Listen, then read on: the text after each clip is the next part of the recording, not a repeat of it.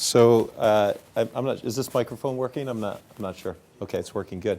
Well, first, thank you everyone for having me here. I have to tell you, I wasn't sure if I was actually going to make it because the snow coming up here was actually quite difficult to navigate, and I probably came very close to getting a ticket. I was driving through the canyon, and I was thinking to myself, I was speeding. Hopefully, there's no police officers in this room. And I thought, wow, this would be classic territory for a policeman. So I don't know, are there a lot of policemen in that area? Yeah. So I got lucky, I guess. I didn't get a ticket. But anyways, I was speeding to get here. And that's a nice segue into, I think, talking about how excited we are to be here, right? So a big part of the reason that I'm here today is, we're growing substantially in the Salt Lake City office. We've grown from 400, I got into the Salt Lake City office around 2.5 years ago, and we were around 375 people in the office. It was primarily one division, private wealth management operations, but at a macro level within the firm really was looking to push more and more functions and more jobs to what we call our high-value locations. And for North America, we, at a macro level within the firm, had decided that was going to be Salt Lake City. The reason that we decided on Salt Lake City was because prior to 2007, as I said, we had a small group here in Utah since 2000, and we had just tremendous success as it relates to the people that we were able to recruit, and the retention rate of the people was fabulous, the work ethic, and just generally the fit into the culture of the firm was fabulous. So we had a track record of success, and we had decided that we wanted to continue to grow our presence in Salt Lake City, Utah. So it was really 2.5-3 years ago that we decided to expand our operations here in Utah. Today we have over 1,100 employees, so we've grown from 350 to 1,100 in 2.5 years. We expect to grow another, you're not going to see this in the newspaper anywhere, but we expect to grow to 1,500 employees by the end of this year, and we just see continued growth.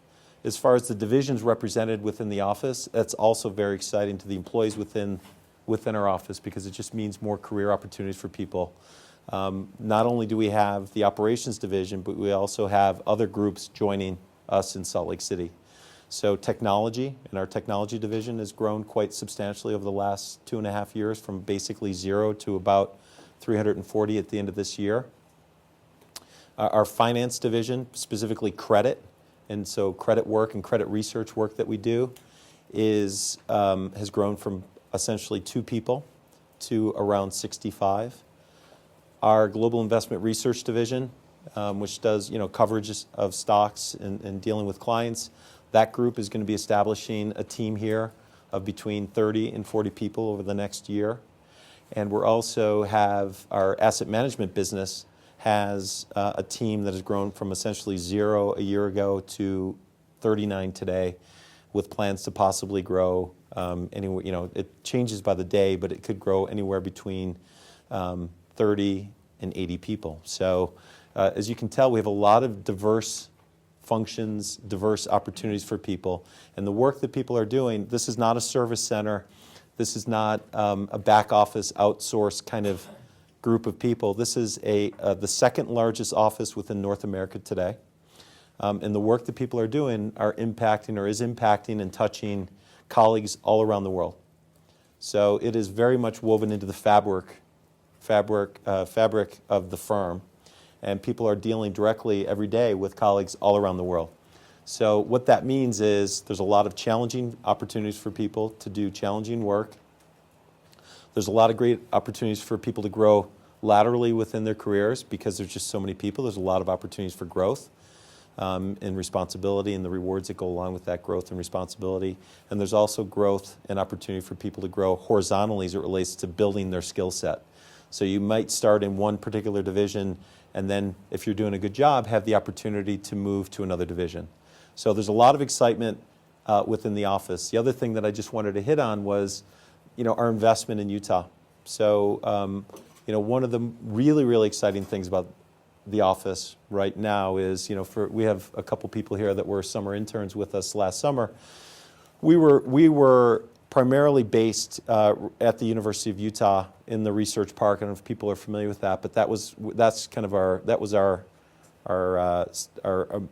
main office, or where we're mainly located. Last spring, we outgrew that space, so we have temporary space downtown. So right now we're in 2 different buildings. The 1,100 people are split kind of evenly between these 2 buildings. Starting on May 22nd, we're actually going to start transitioning people from both buildings into 222 South Main, which is the only LEED certified building in the state, or in the city. It's a brand new, beautiful high-rise. We just signed a 15-year lease where we can fit up to 2,250 people.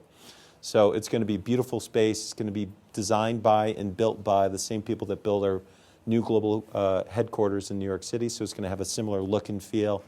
And when you walk into that space, you're going to feel like you're walking into a global investment bank. But the great thing and the magical thing about it, for those of you, I've been here for 2.5 years. Probably a lot of you were born and raised, maybe not all of you, but a lot of you were born and raised in the state.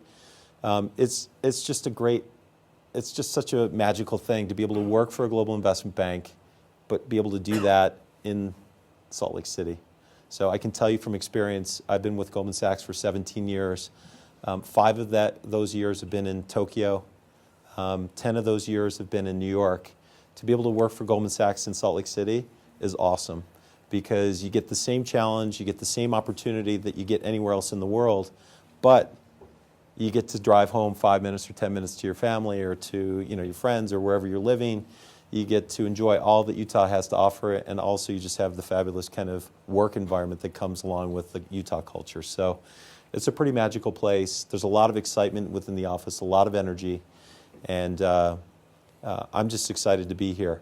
One of the things, and the reason that we're at Utah State, is because we wanted to make sure that the state of Utah has been very welcoming to us as a firm. It's a very business-friendly environment, and we've gotten a lot of support from business leaders and encouragement from business leaders and influential people within the state to continue to grow. And it's just been a very welcome thing. And one of the things that we wanted to make sure we did was give back to the state. And one of the ways that we think is quite powerful, and a very powerful way to do that, is to make sure that we're casting a wide net and we're looking at all of the schools within the state of Utah. So this is a very conscious decision that we're here at Utah State today. We're not only at Utah State, obviously we traditionally recruited heavily at BYU and the U, but now we're expanding our reach across the state. So we're not only at BYU and the U, but we're at Utah State, and we want to continue to grow our penetration into the school. And we're quite committed to that. You can see we've got a lot of people here kind of supporting that effort, that have really been kind of leading the charge within the firm to do more at Utah State.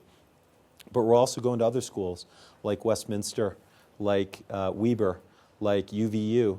So we're really trying to kind of expand beyond just the traditional schools that you would think Goldman Sachs would be recruiting at, to other schools. So I can tell you that we're quite serious about our presence here. We're quite excited about kind of meeting all of you and hopefully providing you with quality opportunities at Goldman Sachs here in Salt Lake City. One other thing, and then I actually have a presentation, right, that I'm supposed to be giving. So I'll go through the presentation briefly, and then I'm going to open it up to questions, because I always think that these are most useful when they're interactive. So I look forward to getting questions from you all. But I'll go through a canned presentation in a second with you. The only other thing that I wanted to add as it relates to kind of joining us in Salt Lake City is that you shouldn't think that it's the Hotel California, where you can check in but never leave. You're joining Goldman Sachs, and a part of being a member of the Goldman Sachs community means that there are opportunities for you, if you're doing a good job, anywhere in the world. So just because you start in Salt Lake City doesn't mean you end up in Salt Lake City. So we are actively looking for people with various language skills that we could deploy in other growth markets around the world. And we're just looking for people that are energetic, excited about continuing to grow and expand their careers. And to the extent that 2 or 3 years down the line, they have an interest in working in one of our other offices, those opportunities, the same opportunities that exist for anywhere else in the world when people start at Goldman Sachs, exist for our employees here at Goldman Sachs in Salt Lake City. A lot of people actually join and start in the office and don't want to leave. But to the extent that you're actually interested in doing something somewhere else in the world, those opportunities are going to be available to you. So let me just talk a little bit about our global footprint. I always wondered what it was like to be a professor, so I'm getting a little bit of sense what it's like. Hopefully nobody falls asleep when I give my presentation. So I'm not saying the professors make people fall asleep, but anyways, this is why I'm going to get to questions in a minute. This just talks about a little bit about our global footprint. You see where we have offices all around the world. Our main offices, or where we're primarily kind of centered, is obviously New York, in New York City, Salt Lake City. We have a pretty big office in San Francisco. Our Brazil office, Sao Paulo, is growing quite substantially, and that's we're quite bullish as a firm on Brazil and the opportunities that market provides to us. So that office is growing. We obviously have a large presence in Asia, so Tokyo, Hong Kong, Korea, and Beijing are very exciting to us as a firm, and we have a large presence there. I talked a little bit about Salt Lake City. Salt Lake City is the North American high-value location, which is it's becoming kind of a magnet for jobs that are migrating primarily from New York.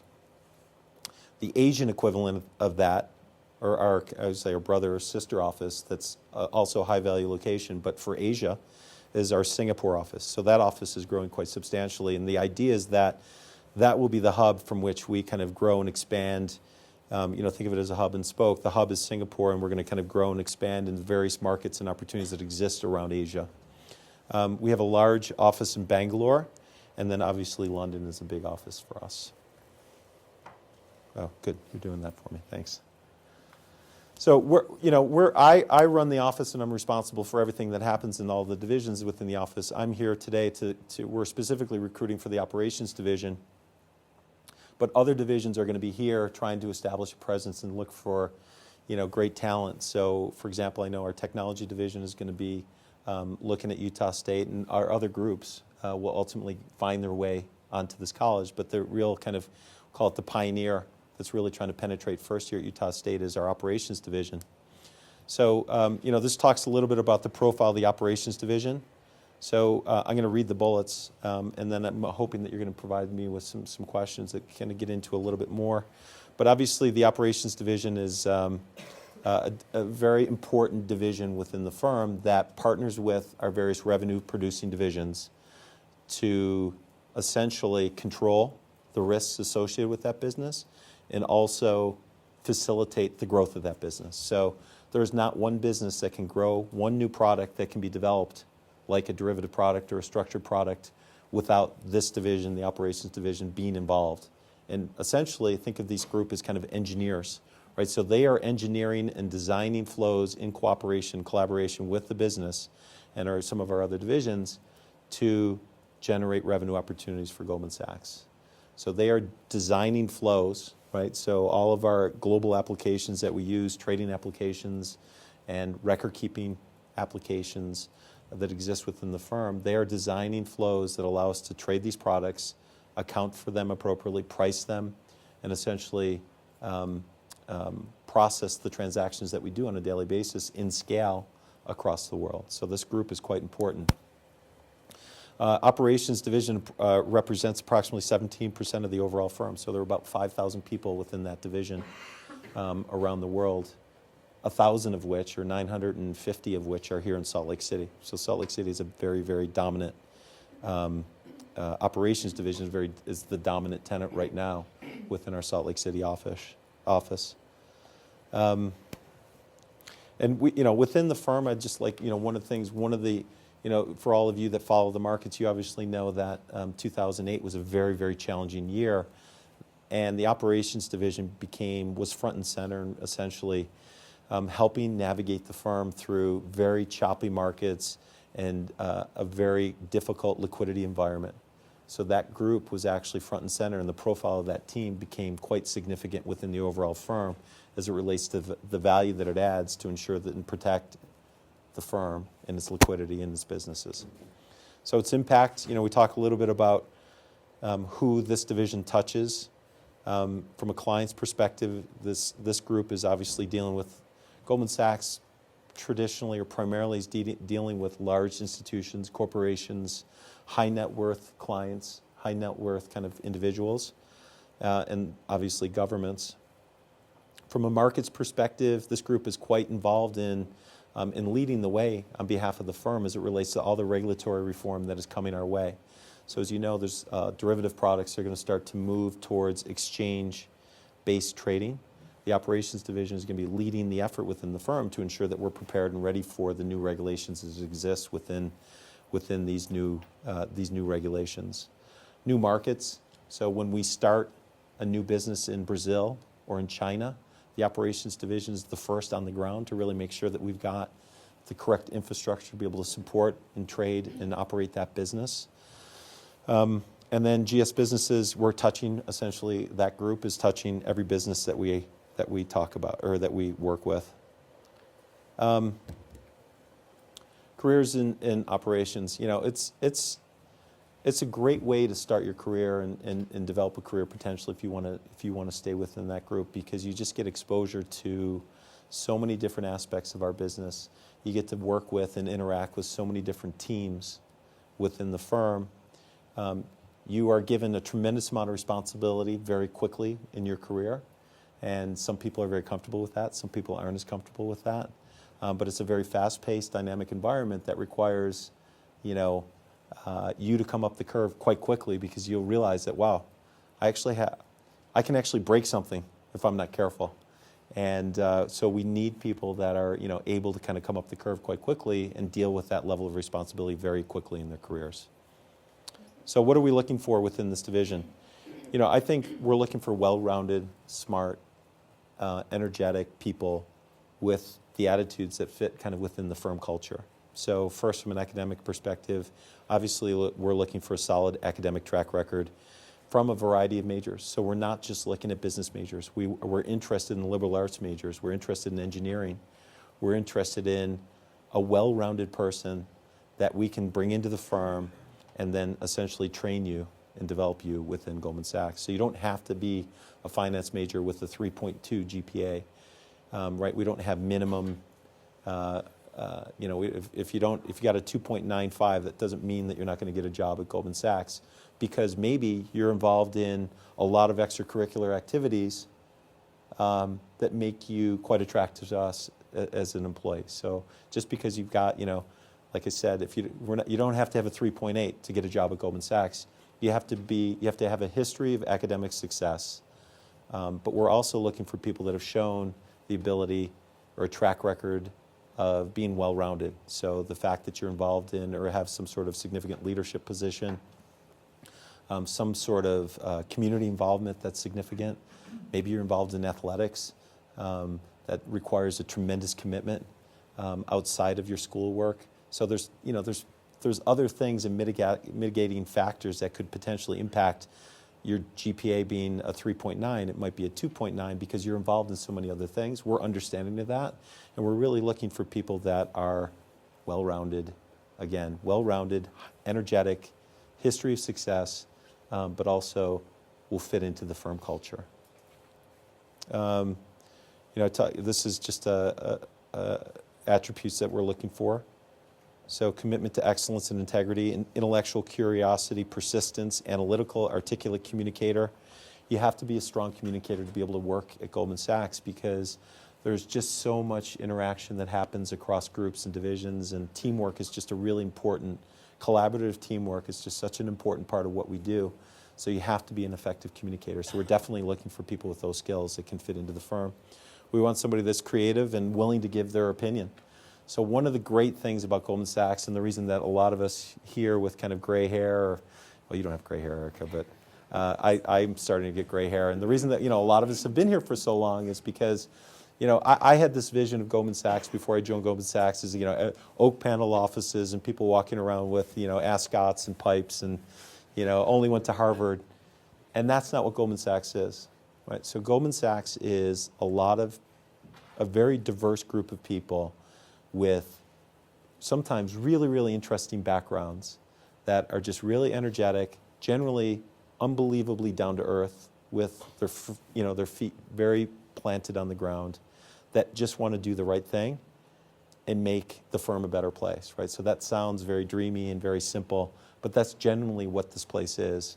And although it's not perfect, and not everybody fits that profile, we have 35,000 employees, I would say 99 0.9% of the people do, 0.1% don't, and generally speaking, over time, those people leave Goldman Sachs. But this is it's just a great place. And there's a lot of very down-to-earth people.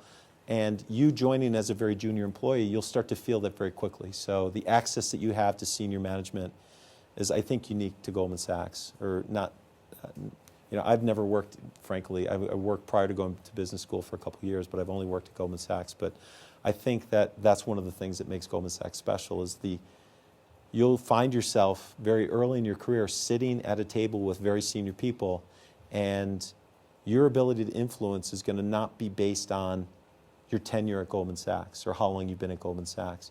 Your ability to influence is going to be based on the ideas that you generate and the creativity that you bring to the table. So it could be that you actually trump I'm the head of the office, we're in a meeting, your idea is better than mine, your idea is going to resonate across that table more strongly than mine. And that's one of the great things about Goldman Sachs is that, just because I'm the head of the office doesn't mean that what I say goes. If my idea stinks, there's 500 people across the floor and these people that are standing here that'll let me know that my idea stinks. And that's one of the great things about the place is it's so interactive, it's non-hierarchical, and it's a merit-based environment. Yeah, so I'm going to, I think, hopefully I've given you a pretty good overview of what Goldman Sachs is, why we're here at Utah State, and why we're excited to be here, and why I'm certainly excited to be here. And I'm going to open it up to questions. I have a question. Yes. We all know here that Goldman Sachs in Salt Lake City office has been experimenting such a tremendous success. How Goldman Sachs in Salt Lake City have been able to achieve such a tremendous success? Yeah, it's a good question. The reason that the firm has really kind of been able to be successful here is because we've been able to tap into a talent base that we think our competitors are not. So there are obviously a large commercial banking presence here in the state, but we don't really compete with Wells Fargo and Zions Bank for resources. Generally speaking, we're competing with other global investment banks like J.P. Morgan, like Morgan Stanley, like a Bank of America, Merrill Lynch. And those groups don't have a presence here in Utah, or frankly, really in the Mountain West. And there's just a lot of people like yourself that love the idea of being able to work for a global investment bank. And that want to, frankly, not everybody, but there's a lot of people that want to be able to work for a global investment bank, but be able to stay here in Utah, or maybe stay in the Mountain West. And we offer that opportunity for people if, as I said, if you want to start in the Salt Lake City office and move to other groups, you can do that, or other regions. But there's a lot of people that don't want to do that, but want to grow a very successful career and like the idea of working for a meritocracy where, your fortune or not fortune rides on your individual performance, and your ability to grow your career isn't really based on kind of, the rate of inflation was X, so I'm going to give you X raise this year. Kind of, no matter, there's a lot of beta, right? So one year the firm may have a great year, you may have a great year, and you might find yourself in a significant position of responsibility quite quickly, and all of the kind of rewards that go along with that is in your ability to influence other people, the financial rewards that go along with that, et cetera. One year the firm may not have such a great year, and you may have a great year, but unfortunately the firm didn't have a great year, so maybe things aren't as good. But over time, it's a little bit more volatile, but over time the trend is up. There's a lot of people that actually like that, they're attracted to that kind of merit-based environment. We offer that to people, and we're unique here in Utah in being able to provide that to people. So we think that that's attractive.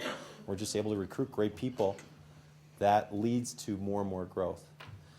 So what happens generally is a group will say in New York, like the Global Investment Research Division, hey, okay, we're going to dip our toe in the water. We're going to try Salt Lake City. So originally Global Investment Research had planned on sending 10 people, or essentially establishing 10 jobs in Salt Lake City. Now it's 40.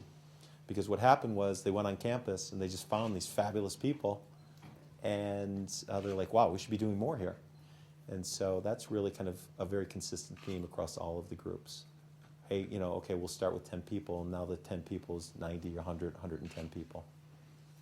And it's because of the people, it's because of you all and the people in the office that we've been able to hire. So I would say it's the talent that we've been able to attract. It's the business-friendly environment. So as I said, we've been really encouraged, and we've had some great cheerleaders, and we've been encouraged by business leaders, the mayor, the state, to really continue to grow, and we've appreciated that, and we've kind of, that's obviously contributed as well. Yes? So you're looking for a variety of different backgrounds from that sort of thing. What's a common challenge going to be faced by a brand new employee at Solid Colors? Yeah, that's a good question. You know, I think a lot of people initially when they start in the firm have trouble recognizing the fact that they can actually, they own their career. They are now a part of Goldman Sachs and have the opportunity to essentially do whatever they want, whenever they want, as far as trying to add value to Goldman Sachs. So I think some people maybe early in their career think, oh, I'm just an analyst, I just started, I should just kind of keep quiet and do what they tell me to do. And then there's some people that are humble and obviously learn what they're supposed to learn, but also extend themselves and looking for opportunities to add value above and beyond what we ask them to do. And they just, no one tells them to do it, they just run into that space. And generally speaking, those are the ones that are more successful than the ones that just kind of come in, do what we ask them to do. You know, that's good, and that's adding value, and that's kind of meeting expectations.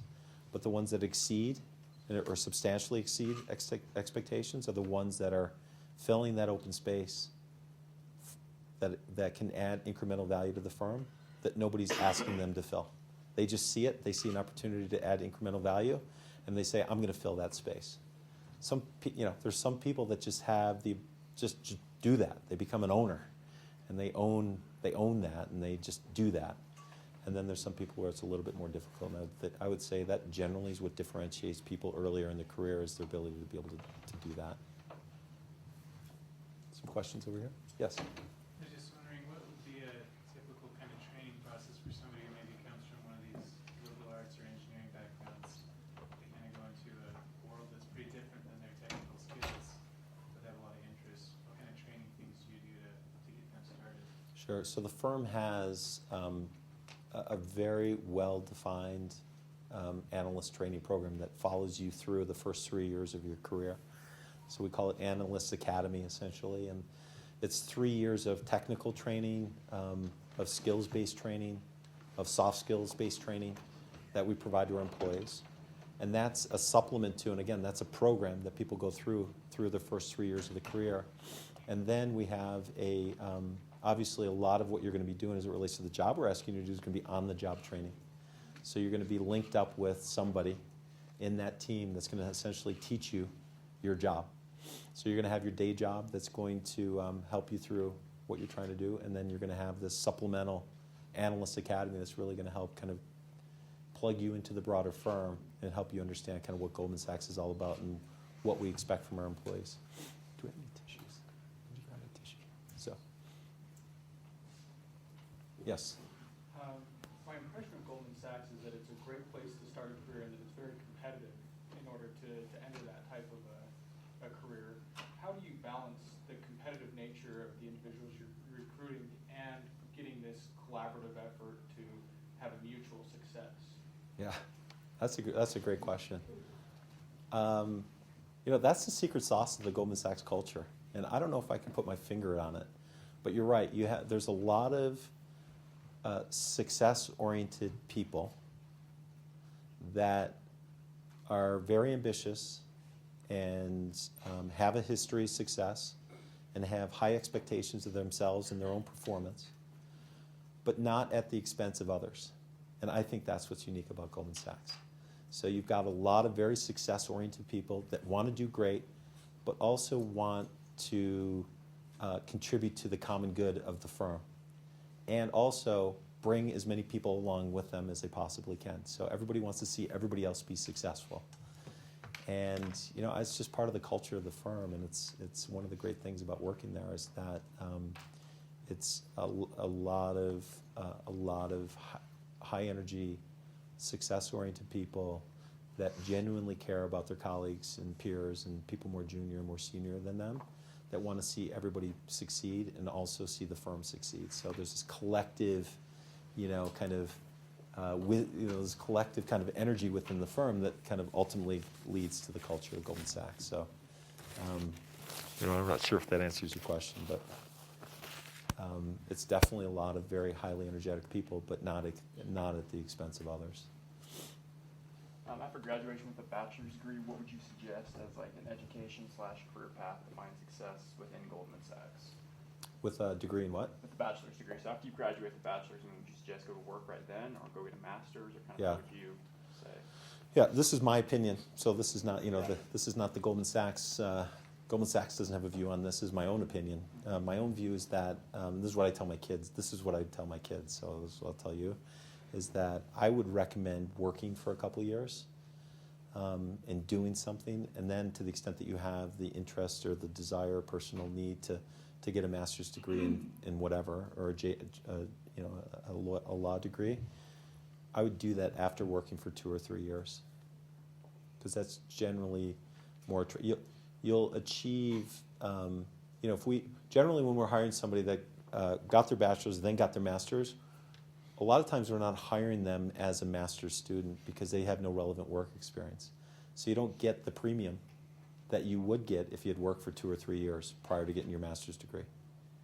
So I would get out there in the workplace. The other great thing about working for 2 or 3 years is it allows you to kind of reset your expectations, because maybe you thought that you wanted to work for Goldman Sachs or an investment bank, but when you start working there, you're like, this is not really this is not me. It doesn't kind of fit who I am or what my interests are. So going back to business school or going back to something 3 years after starting your career allows you to kind of reset and remarket, rebrand yourself or repackage yourself, and then direct your career aspirations in the direction that you really kind of now, hopefully after 3 years in the real world, direct yourself in that. Maybe it's marketing, maybe it's teaching, maybe it's being a policeman. I don't know, but maybe you thought you wanted to be working for Goldman Sachs, but after 3 years you realize, no, Goldman Sachs is a great place, but it's not for me. What I really want to do is sports management or something like that. So I recommend working for 2 or 3 years and then getting your master's degree. So do you have people that will come work for you for 2 or 3 years and then go get their master's degree So, and go back to work for you? There's a mix. So there are some people that get their degrees at night. So while they're working for Goldman Sachs, we have actually a collaborative arrangement with, for example, Carnegie Mellon, where you can. We have I don't know. Is anybody here doing the Carnegie Mellon program? Yeah, it's a video link with the school where you're going to school. I don't know if it's 1 or 2 nights a week, for 2 nights, 3 hours or something like that, and you get your master's degree from Carnegie Mellon after 3 years. So you work and you get your master's degree. And then there's some people that want, like I said. And there's a lot of people that are getting a master's degree at Westminster, at the U, or at the BYU, or something like that, and working at Goldman Sachs. And then in New York, going to NYU or Columbia, or doing something like that. And then there's a lot of people that, again, like I said, want to repackage or rebrand themselves, and a great way to do that is to cut loose, get your master's degree in whatever you want to get it in, and then repackage and kind of refocus your efforts in the direction that you want them to go. You mentioned that for the majority of the push right now, Utah State is for operations. For those students who are interested in finance and perhaps going into trading desks, things like that, how can starting a career in operations help them? Yeah, that's a good question. If you're interested, the finance division is going to be, hopefully recruiting here soon, and certainly technology and possibly at some point our global investment research division. I'm not sure kind of what their plans are yet. But our trading division is not recruiting here at Utah State, and I don't think that they're recruiting at BYU, although I think our investment banking division is. If that is your interest, it's, there are some people that start in the operations division and move into kind of a trading job. I would say, just giving you an honest answer to your question, if your plan is, okay, I'll start with an operations job in Salt Lake City, and then that's going to lead to a trading job in New York, your chances of success in that strategy are probably quite low, but not impossible. But I would say quite low, and that wouldn't be the strategy that I would take. If that's something that interested you, the strategy I would take would be probably something like we talked about earlier, where generally speaking, we're not recruiting for trading jobs at a Utah State. We're just not, right? We are generally going to kind of more of the traditional kind of East Coast schools, and maybe some others. And the best way to do that would probably get 2 or 3 years work experience under your belt, and then get your master's degree at a top business school, and then try to get that job. Working in operations before going to Yeah, you can. master's, Yeah, that could help. that'd be a fabulous. I think that'd be a great strategy. Yeah. Yes. We know that Goldman Sachs has been consistently successful and competitive in the Asian market, especially with China. So would that mean that the lending and the business of our firm in Salt Lake also be enrolled into the Chinese market or other global? Yeah, a little bit. So some of our equities derivatives team, for example, that's in Salt Lake City, deals with our supporting our Asian businesses. But I'm going to answer your question in a slightly different way, which is we are actively recruiting and casting a wide net for a diverse set of skills, which includes language skills. So we have what we call our strategy of Asians not in Asia.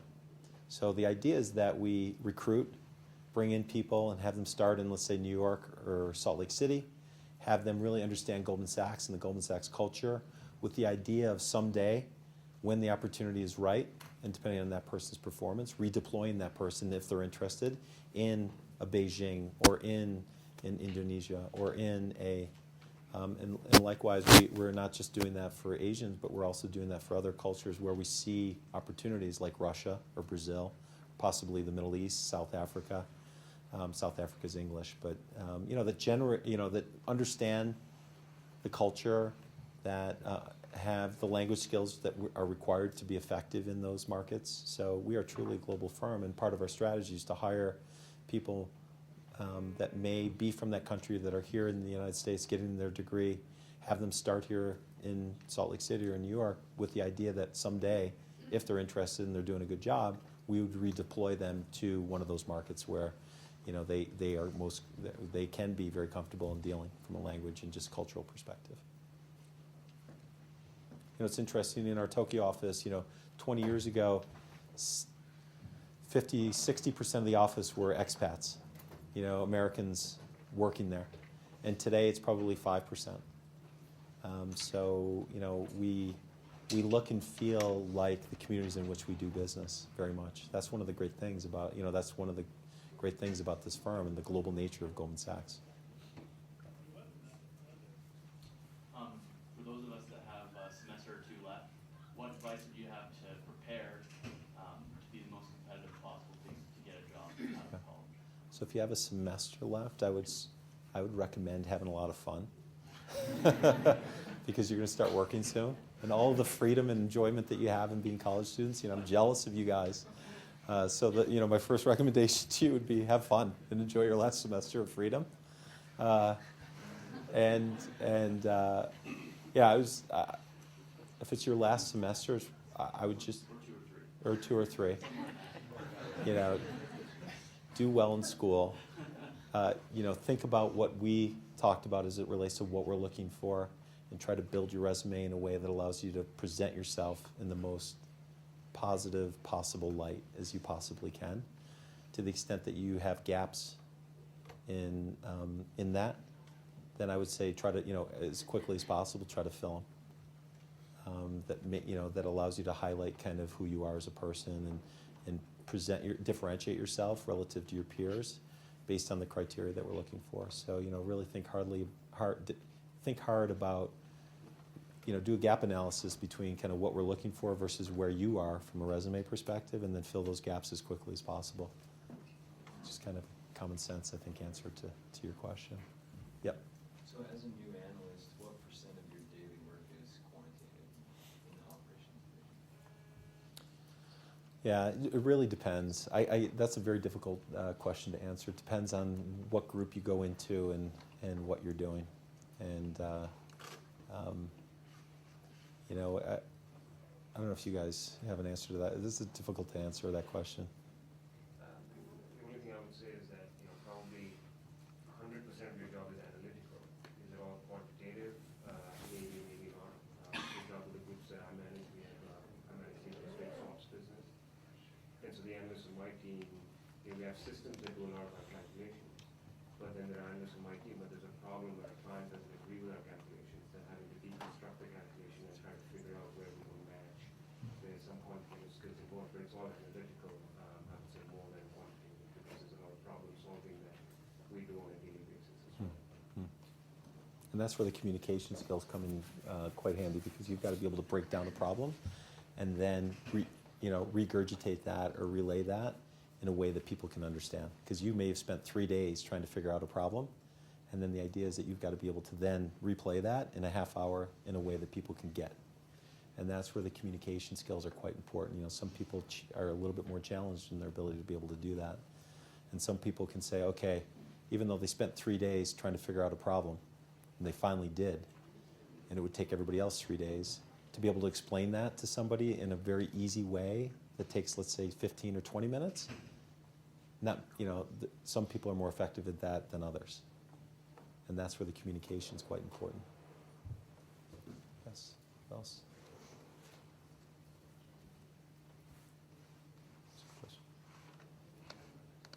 Yeah. Your summer intern position is kind of, from my understanding, is kind of aimed more at people who are coming back to school in the fall. Am I correct in that? And Yeah. then the summer analyst is like for people who have graduated or going heading into the workforce. Yeah. So we call our summer analyst program. Are generally, we're 95% of those people, I'm not say all of them, but what we're targeting are people between their junior and senior year of school. So that's what we call our summer analyst program. And we're planning on having the number changes by the day, but about 150 summer analysts in our office this summer. Because a big part of our strategy for what we call undergraduate recruiting, which are people that are going to start on a full-time basis. They've just graduated, they've gotten their 4-year degree, then they start at Goldman Sachs. So there's two dimensions to our recruiting. Our summer analysts, which are people that are going to spend the summer with us, and then our undergraduate recruiting, which are people that have graduated and are going to start full-time. What we like to do is fill our undergraduate needs through our summer analyst program, because the summer analyst program is just a great opportunity for us to get to know somebody for 3 months rather than 5 independent half-hour interviews. You just really get a feel for the person, their capabilities, and their fit for Goldman Sachs. And the flip side of that is the person gets to spend 2 months with us and really understand Goldman Sachs, and they get to interview Goldman Sachs. And it's just, maybe it's not what you thought it was going to be. And so by the end of the summer, you have a really strong idea as to whether you want to join Goldman Sachs or not. And by the end of the summer, we have a really strong opinion as to whether or not you're a fit for Goldman Sachs. And to the extent that both sides meet, it's a great thing. And we have a lot of success as it relates to that. So that's why we're so aggressive in our summer intern program, because we really seed a lot of our undergraduate hiring through that summer intern program. We're undergraduate and summer interns here? Yes. Yeah, so we're looking for both. Just one more question. Sure. How many of those summer interns do you think come back the following year, maybe %? Yeah, it's generally around 70%, 70 to 80%. So we have a 70 to 80% conversion rate on our summer interns. It's quite high. The summer intern program is unbelievably structured, and just the resources that the firm dedicates and attention that it dedicates to it is quite. You're not going to be coming in and making copies and put in a corner of a room. You get exposure to all of the leaders of the various divisions. You get to learn about Goldman Sachs and how it makes money, and hear from the various leaders of those divisions. You get access to all of the leadership within the site in Salt Lake City, including myself, and you get great overviews, and it's just a lot of social related activities. Well, actually, it's a very well-oiled program that's not that we're quite proud of, frankly. So definitely by the end of the summer, you're gonna have gotten a great opportunity to learn about Goldman Sachs, and actually get a taste for the work that you're going to be doing if you join us on a full-time basis. We'll do maybe one more question, then we'll shut her down. All right, one last question. Yes? What about the students that are ending their master's degree that do have the work experience but don't necessarily have the work experience within Goldman Sachs or something like that? Yeah, that's a fit for us, right?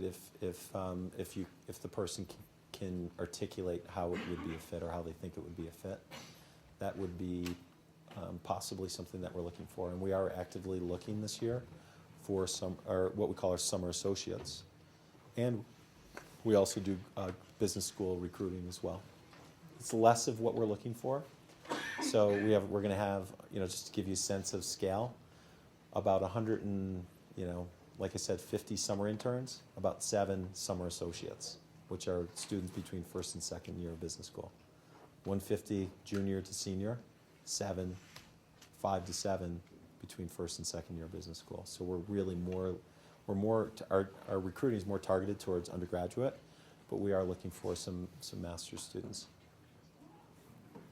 All right. Well, thanks very much, everyone. I'm really happy to be here.